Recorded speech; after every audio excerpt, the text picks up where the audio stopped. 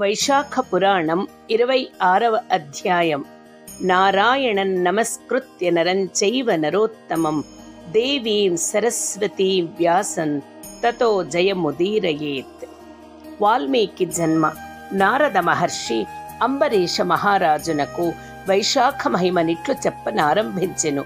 శృతదేవముని శృతకీర్తి మహారాజునకు శంఖ వ్యాధుల సంవాదమును చెప్పుచు ఇట్లనెను.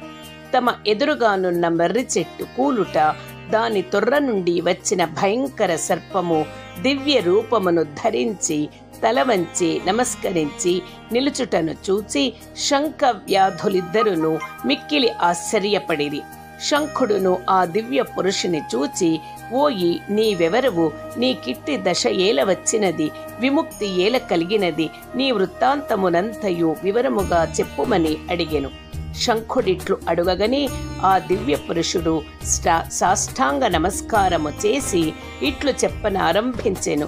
ఆర్య, నేను ప్రయాగ క్షేత్రమున నుండు బ్రాహ్మణుడను, కుసీదుడను, ముని యొక్క పుత్రుడును, మాటకారిని, రూప యవ్వనములు, విద్య సంపదలు కలవని గర్వించువాడను, చాలా మంది పుత్రులు, అహంకారము కలవాడను. నా పేరు రోచనుడు. ఇట్టి నాకు ఆసనము కూర్చునుట, శయనము, పడుకొనుట, స్త్రీ సుఖము, నిద్ర, జూదము, పనికి మాలిన ప్రసంగములను చేయుట, వడ్డీ వ్యాపారము చేయుట నిత్య కృత్యములు. జనులాపేక్షింతురని సంధ్యావందనాదికమును చేసినట్లు నటించడివాడెను. మోసము, ఆడంబరము తప్ప నాకు పూజాదులయందు శ్రద్ధ లేదు. ఇట్లు కొంతకాలము గడిచెను. ఒక వైశాఖ మాసమున జయంతుడను బ్రాహ్మణోత్తముడు వచ్చి మా ఊరిలోనున్న వారికి వైశాఖ వ్రతమును ధర్మములను మున్నగు వానిని వివరించుచుండెను. స్త్రీలు, పురుషులు, బ్రాహ్మణాది చతుర్వర్ణముల వారు అందరును కొన్ని వేల మంది వైశాఖ వ్రతమునాచరించుచు ప్రాతకాల స్నానము, శ్రీహరి పూజ, కథాశ్రవణము మున్నగు పనులను చేయుచుండిరి. జయంతుడు చెప్పుచున్న శ్రీహరి కథలను మౌనముగా శ్రద్ధాసక్తులతో వినుచుండిరి. నేను ఆ సభను చూడవలేనని వేడుక పడితిని. తలపాగా మున్నగు వానితో విలాస వేషమును ధరించి తాంబూలమును నములుచు సభలోనికి ప్రవేశించి తిని. నా ప్రవర్తనచే సభలోని వారందరికీ ఇబ్బంది కలిగెను. నేను ఒకరి వస్త్రమును లాగుచు, మరొకరిని నిందించుచు, వేరొకరిని పరిహసించుచు, అటూనిటూ తిరుగుచు హరికథా ప్రసంగమునకు, శ్రవణమునకు ఆటంకమును కలిగించి తిని. ఇట్టి దోషములచే నా ఆయువు క్షీణించి రోగగ్రస్తుడనైతిని, మరణించి తిని. మిక్కిలి వేడుగానున్న నీటిలోనూ సీసముతోనూ నిండియున్న నరకములో చిరకాలము కాలకూట సాన్నిధ్యమున నుండి 84 లక్షల జీవరాశుల యందును జన్మించుచు భయంకర సర్పమును పొంది విశాలమైన ఈ మర్రి చెట్టు తొర్రలో ఆహారము లేక బాధపడుచు 10,000 సంవత్సరములు ఉంటేనే. దైవికముగా నీవు చెప్పుచున్న వైశాఖ మహిమను విని పాపములను పోగొట్టుకొని శాప విముక్తుడనై దివ్య రూపమునంది తిని. నాకిట్టి భాగ్యమును కలిగించిన నీకు కృతజ్ఞుడనై ఇట్లు నమస్కరించి తిని. స్వామి, మీరు నాకు ఏ జన్మలో బంధువులో తెలియదు. నేను ఎప్పుడునూ ఏ విధముగానూ సాయపడలేదు. అయినను సజ్జనులు అన్ని ప్రాణులతో స్నేహమును కలిగి ఉందురు కదా స్వామి. సజ్జనులు దయావంతులనగు వారు నిత్యము పరోపకార పరాయణులే కదా స్వామి.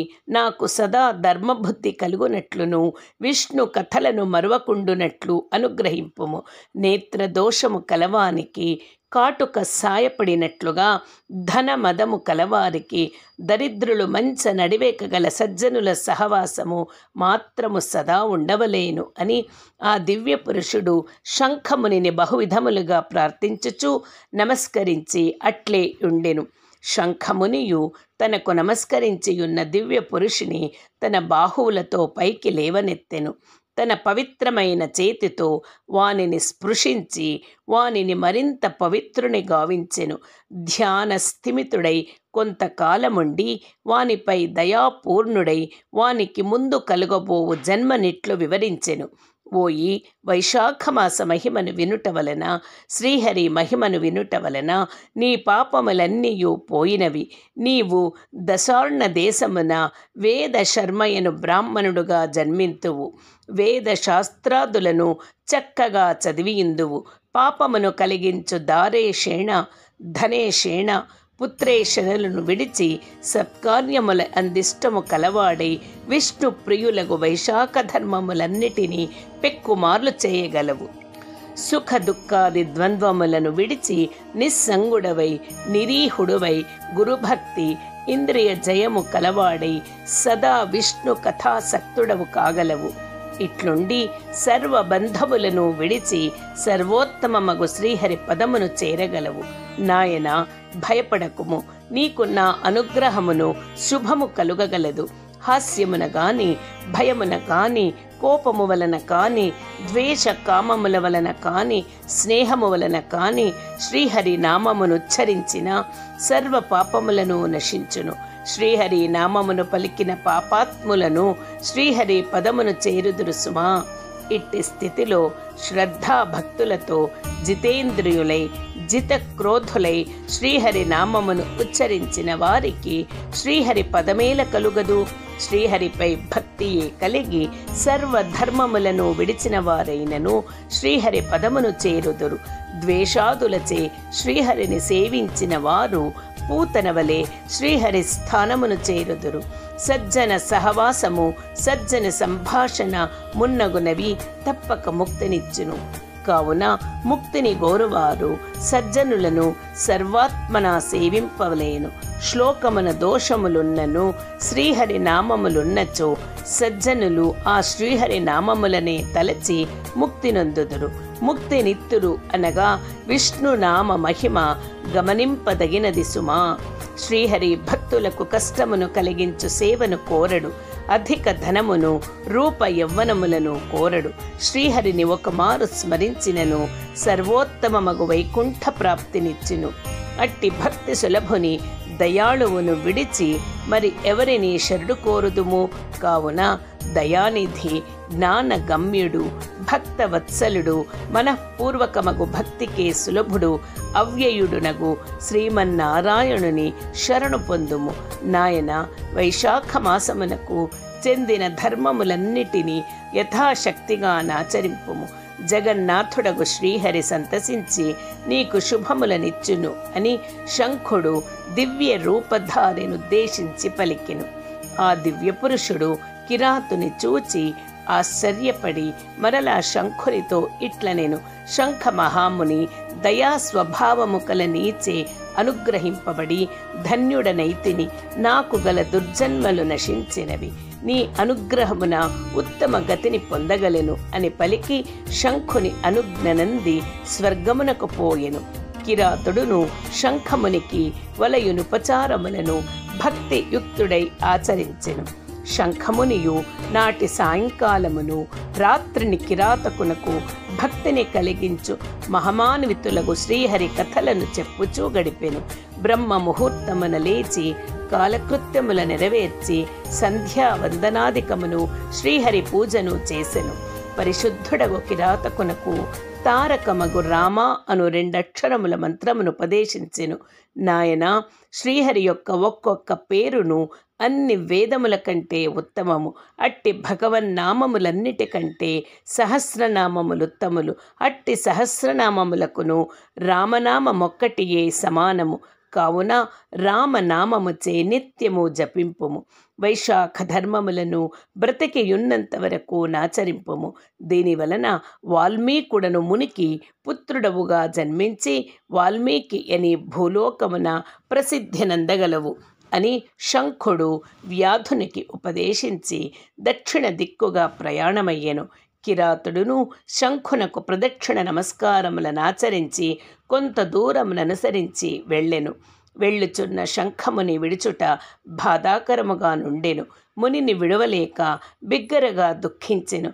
అతనినే చూచుచు వానినే తలచుచు దుఃఖాతురుడై ఉండెను. అతడు ఆ అడవిలో మనోహరమైన తోటను నాటి నీడనిచ్చు మండపములను చలివేంద్రములను నిర్మించెను. మహిమాన్వితములకు వైశాఖ ధర్మములను ఆచరించుచుండెను. అడవిలో దొరకు వెలగ, మామిడి, పనస మున్నగు పండ్లతో బాటసారులకు సేవ చేయుచుండెను.